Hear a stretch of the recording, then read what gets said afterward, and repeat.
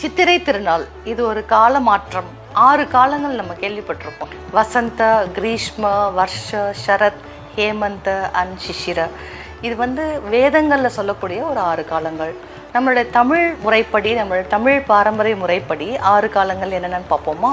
முன்பனி, பின்பனி, இலைவேனில், முதுவேனில், கார்காலம், குளிர்காலம். இந்த கால மாற்றத்தில் நமக்கு அந்த வெயில் காலம் வரும்போது தான் சித்திரை திருநாள் ஃபிக்ஸ் ஆகுது.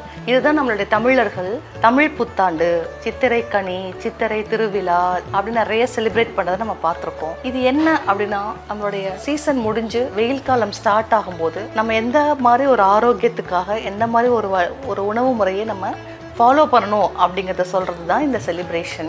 ஸோ ஆரோக்கியமும் சித்திரை திருநாளும் இணைந்த கைகளாக நமக்கு என்னென்ன சொல்லுது அப்படின்னு நம்ம பார்க்கலாம். என்ன பண்ணுவோம் நம்ம இந்த தமிழ் புத்தாண்டில்? காலைல எந்திரிச்ச உடனே நம்ம வீட்டில் இருக்கிற பெரியவங்க கண்டிப்பாக கண்ணாடியில் முகத்தை காமி அப்படின்னு சொல்லுவாங்க.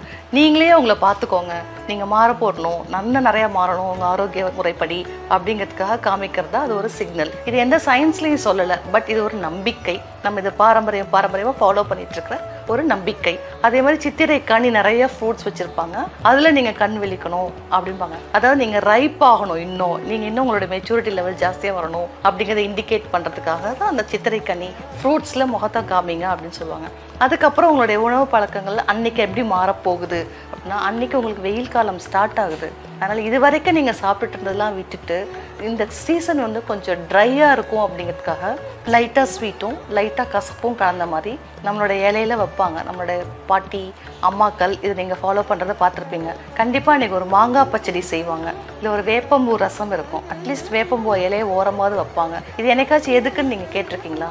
அந்த சீசன் ஸ்டார்ட் ஆகும்போது நம்ம இனிப்பும் கசப்பும் கலந்த உணவு சாப்பிடணும் நெக்ஸ்ட் 2 மந்த்ஸுக்கு.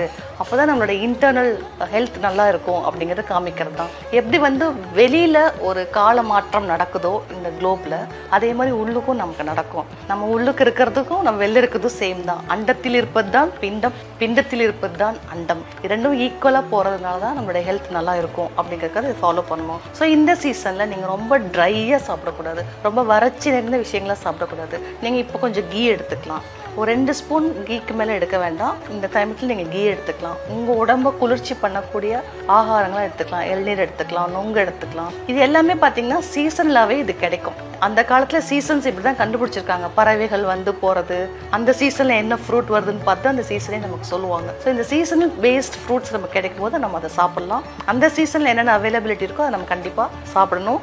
இந்த காலத்தில் இரவு கொஞ்சம் குறைவாகவும் பகல் கொஞ்சம் நீண்டு இருக்கிறதுனால கொஞ்சம் நீங்கள் டே டைம்லேயும் தூங்கலாம். பொதுவாக மருத்துவர்களாகிய நாங்கள் என்ன சொல்லுவோம், பகலில் தூங்காதீங்க, வெயிட் போட்டுடும், நிறைய பிரச்சனைகள் வரும்னு சொல்லுவோம். ஆனால் இந்த சம்மரில் நீங்கள் கொஞ்சம் பகலில் தூங்குறதுக்கான வாய்ப்புகள் இருக்குது. இதெல்லாம் நீங்கள் என்ஜாய் பண்ணணும், என்ஜாய் பண்ணுவீங்கன்னு நம்புகிறேன். அவசியம் 3 ஞாபகம் வச்சுக்கோங்க: உணவு, உடற்பயிற்சி, உணர்வுகள். உங்களோட எமோஷன்ஸ் பேலன்ஸ் பண்ணணும். கண்டிப்பாக ஃபிட்னஸ்க்காக நீங்கள் உடற்பயிற்சி பண்ணணும். உங்களுடைய உணவுகள் இப்போ நாங்கள் சொன்ன மாதிரி இந்த சீசனில் நீங்கள் ஃபாலோ பண்ணணும். இதெல்லாம் நீங்கள் ஃபாலோ பண்ணுவீங்கன்னு நம்புகிறேன்.